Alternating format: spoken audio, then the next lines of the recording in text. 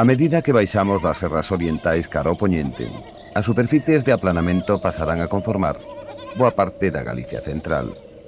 Unha Galicia onde amplos horizontes van a abrirse para dar paso á terra chá e aos amplos campos da Limia. Unha serie de verdes chairas de prados cunhas similares características xeográficas xera agora un hábitat e unha arquitectura de singulares trazos.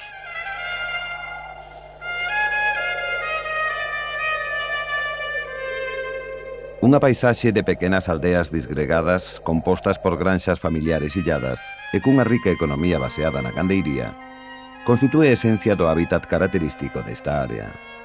Ali podemos atopar as máis prósperas e elaboradas casas vivenda da arquitectura popular galega.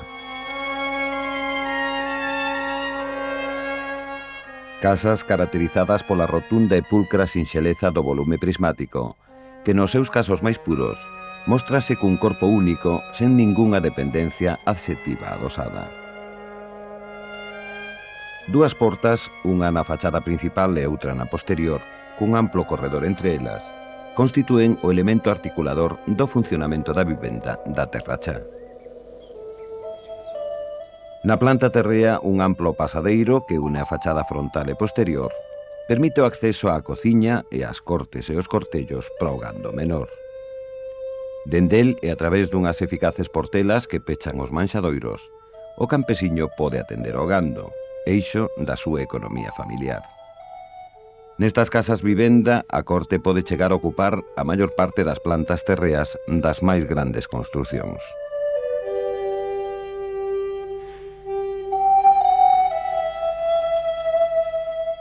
A cociña de considerables dimensións ten o seu centro unha vez máis no lume. Fogón e mesado conforman un único elemento central arredor do que se desenvolve a vida familiar. Próximo á cociña atópase outra portela que permite acceder ao cortello dos cochos, sustento fundamental que favorece a autarquía da célula familiar.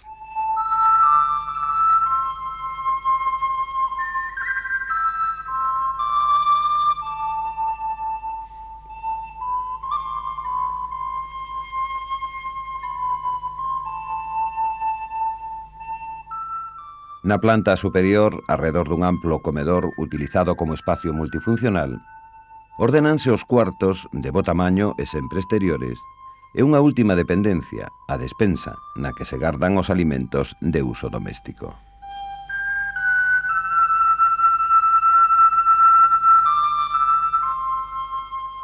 Nas zonas máis meridionais, as dependencias da planta alta van a abrirse a grandes solainas ou corredores que acabarán converténdose nunha nova e singular dependencia na que se desenvolven distintas actividades.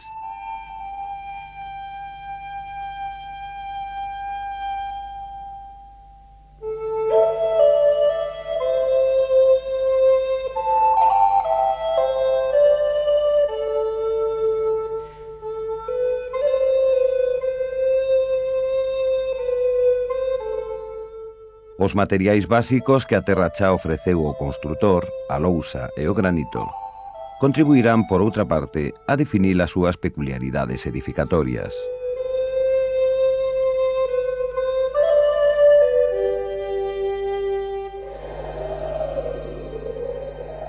Falamos dunha lousa que envolve as súas piramidais cubertas a 4 augas e permite levantar uns sólidos muros de austeras e limpas características volumétricas.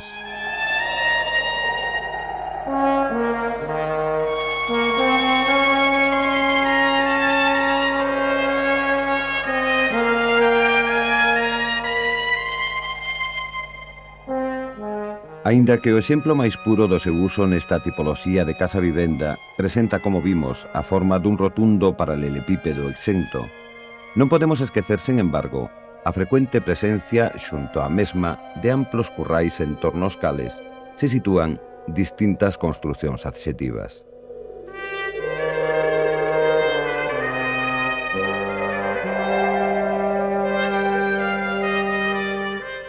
O resultado é un conxunto de edificacións no que construtivamente estará representada a totalidade das actividades dun proceso de produción e consumo familiar no que a gandeiría xoga un relevante papel.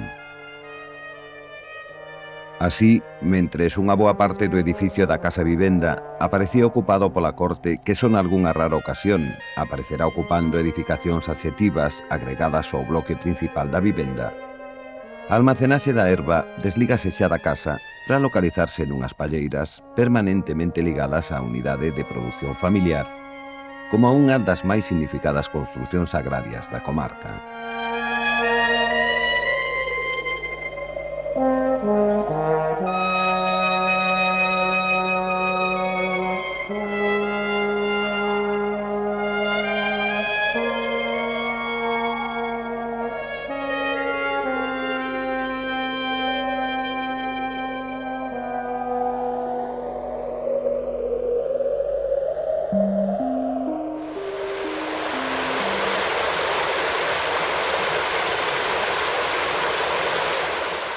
Seguindo a nosa viaxe cara ao occidente, despréganse agora regadas por multitude de pequenos cursos de auga, dúas novas áreas con tipoloxías arquitectónicas perfectamente diferenciadas. As Agras coruñesas e todo o conxunto de comarcas pontevedresas.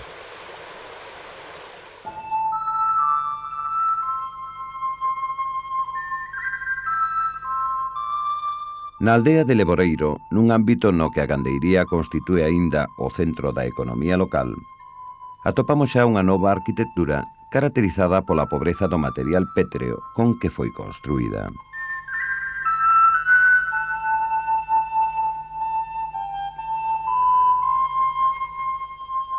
Alí, nas Agras da terra de Melide, o construtor popular tivo que afrontar os problemas xerados pola mala calidade dunha pedra que impide a utilización de grandes alturas, dando lugar á aparición de elementos arquitectónicos como o archete, pequeno tellado a dúas augas, que nos casos máis extremos nos permitirá obter a altura necesaria para ganar o paso ao interior do edificio. É unha arquitectura caracterizada pola aparición do conxunto das súas dependencias agrarias, a corte, o forno, os alpendres, adosado ao núcleo central no que se localiza a vivenda, definindo a irregular e espontánea volumetría dun edificio delimitado por un extenso tellado protector, prolongado cuns cubertos, á sombra dos cales descansan o pozo, o carro e os útiles de labranza.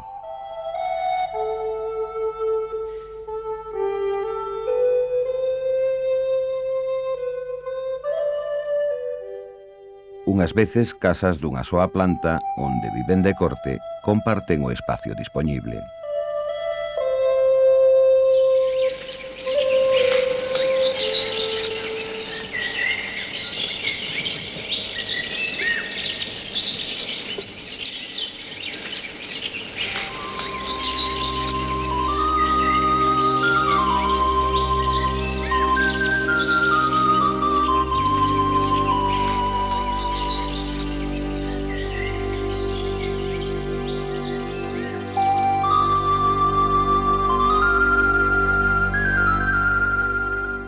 Outras, casas con tan só un pequeno sobrado nas que unha pequena cociña, ennegrecida polo fume, dá paso por medio dunha pequena escaleira de pedra ou madeira a un único dormitorio baixo que se atopa a corte.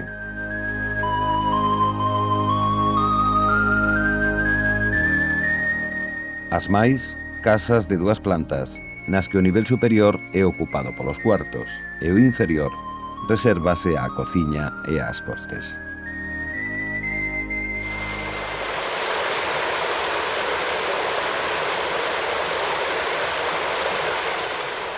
Ao sur da terra das Agras, ímonos introducindo logo nos dominios do millo e o granito.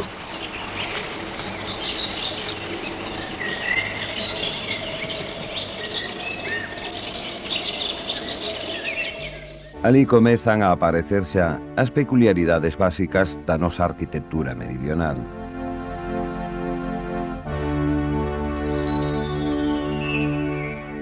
Logo da importante mellora da calidade construtiva observada en terras da Maía ou do Deza e a 20 km de Pontevedra, a aldea de Pedre podería servirnos agora como magnífico exemplo desta interesante arquitectura. Articulada sobre unha bella calzada, Pedre, situada en terra de canteiros, presenta unha rica mostra das súas máis depuradas técnicas.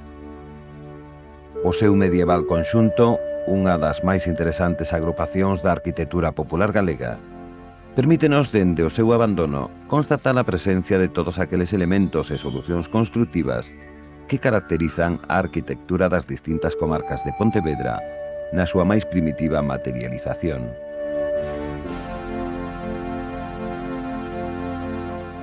Mentres que o corredor, o patín e a solaina van converténdose en elementos comúns nas súas solucións construtivas, as súas cubertas, construídas igual que na terra das agras con tella do país, achécannos agora unha nova solución arquitectónica, o capiado, que consiste nun conxunto de pezas de cantería que, situadas sobre os muros penais, cobren o encontro dos mesmos cos panos do tellado.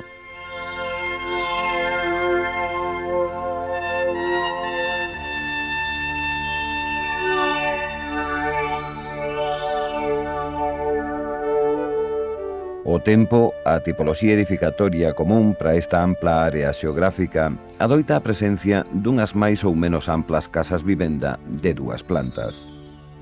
A inferior exclusivamente ocupada polas dependencias auxiliares e a superior por unhas vivendas ás que polo común se accede a través de escaleiras exteriores.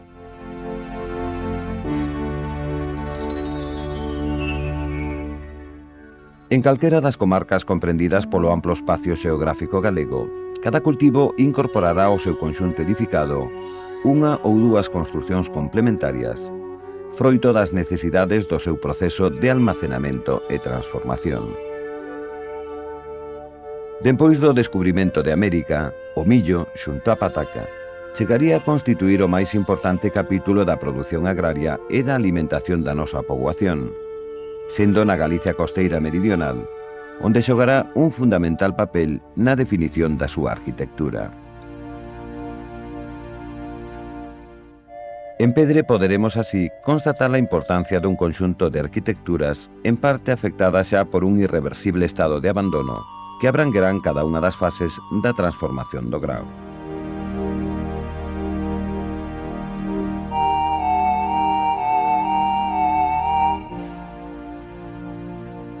O igual que noutras áreas onde se cultivaban cereais, como a terra chá, atoparémonos cunhas amplas eiras. Son espacios nesta zona xeralmente comunais, nos que se separa a espiga da folla do millo.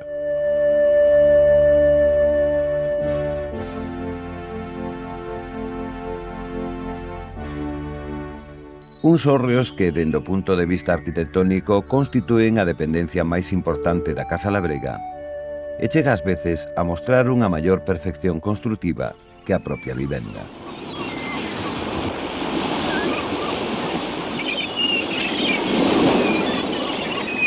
Uns hórreos que, fundamentalmente destinados ao secado e almacenaxe do millo, para o que deberán garantir unha boa ventilación, unha favorable protección da humidade e un axeitado sistema de defensa dos roedores e as aves, van localizarse polo común en lugares expostos á acción dos ventos dominantes.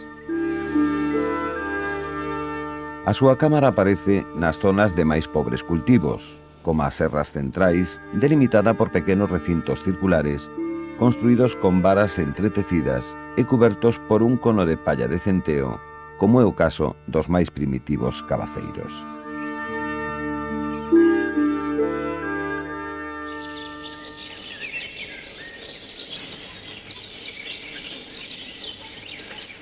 Noutras áreas xeográficas, adoita a forma de grandes recintos cadrados, construídos con madeira e cubertos con teitos de palla ou lousa a 4 augas, nos que os cereais compartirán o seu lugar de almacenamento con outros produtos agrarios, como ocorre nas serras do Nordeste, limítrofes con León e Asturias.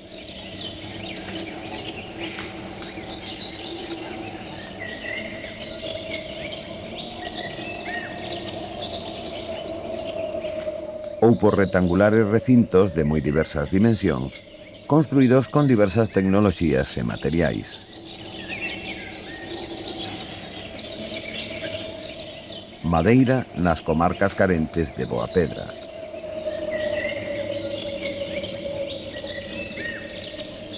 Madeira e pedra combinados. Pedra máis ou menos traballada no resto da xeografía galega. Falamos de hórreos como os presentes na Mariña Lucense, en Bergantiños ou nas Rías Baixas.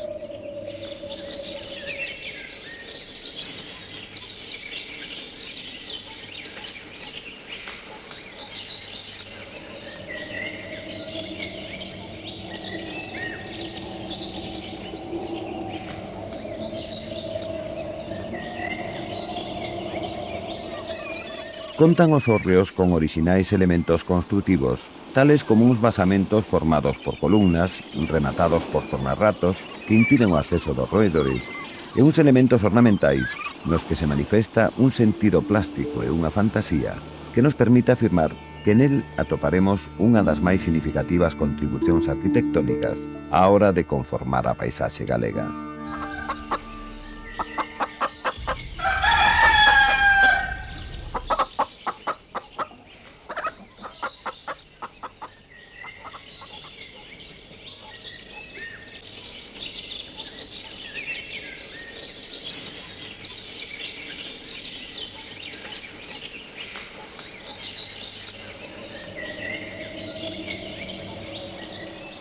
Nos séculos XI e XII, Galicia comeza a cubrirse de pequenos muiños.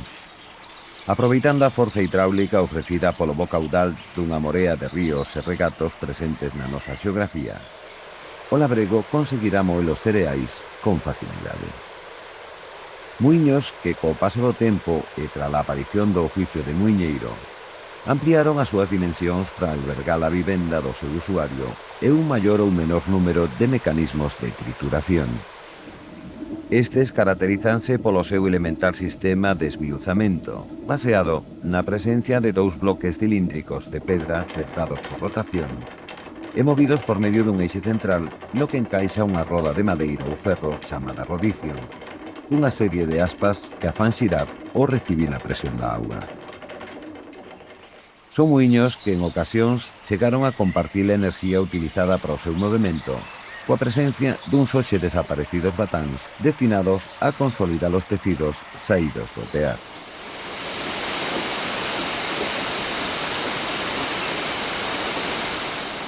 Aparecidos tamén durante a Idade Media, os batáns reducíanse a unhas sinxelas construcións, nas que por medio dunhas elementais máquinas denominadas folóns, se batían os tecidos de liño ata conseguir o seu amazocamento.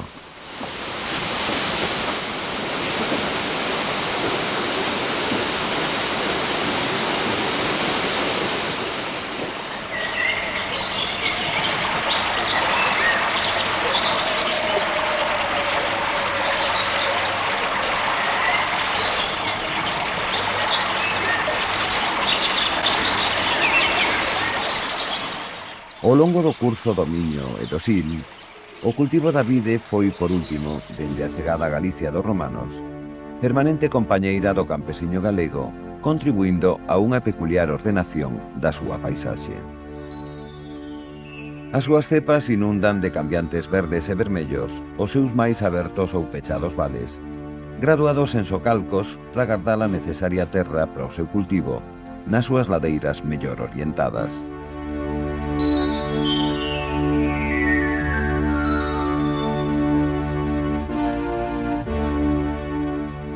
Socalcos nos que, unha e outra vez, aparecerán distintos tipos de construcións, ás veces semienterradas, nas que se localizan adegas e lagares.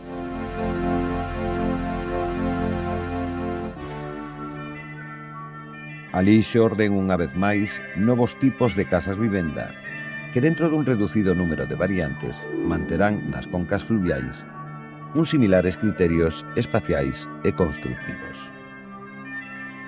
No seu andar localízanse polo común unhas vivendas ás que se accede a través de patíns rematados nun sempre presente corredor. Nas plantas terreas semienterradas na ladeira para garantir as condicións de temperatura e humidade necesarias para unha mellor conservación do viño, atoparemos como elemento definidor desta tipoloxía unhas adegas que a maior parte das veces comparten o seu espacio coas sempre presentes dependencias para a estabulación do gando. Nelas realizarase a totalidade do proceso de transformación da uva, tendo o seu prensado no lagar, a súa destilación no alambique para producir unha tradicional augardente. Alquimista por transmisión familiar, o augardenteiro enche a gran pota de cobre recoberta interiormente de estaño, cos restos do prensado da uva.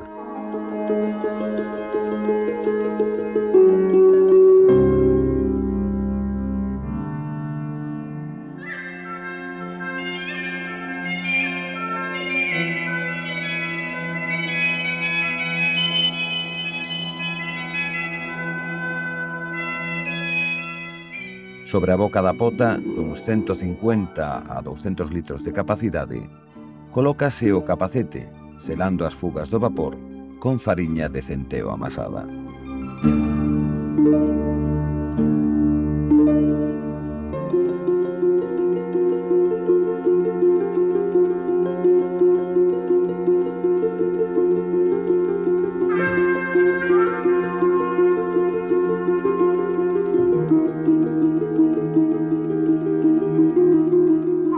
A calidade do aguardente dependerá fundamentalmente da variedade e preparación do bagazo, pero ben sabemos que o augardenteiro garda celosamente segredos profesionais en relación ao xeito de encher o pote e á regulación do lume ao longo do proceso de destilación.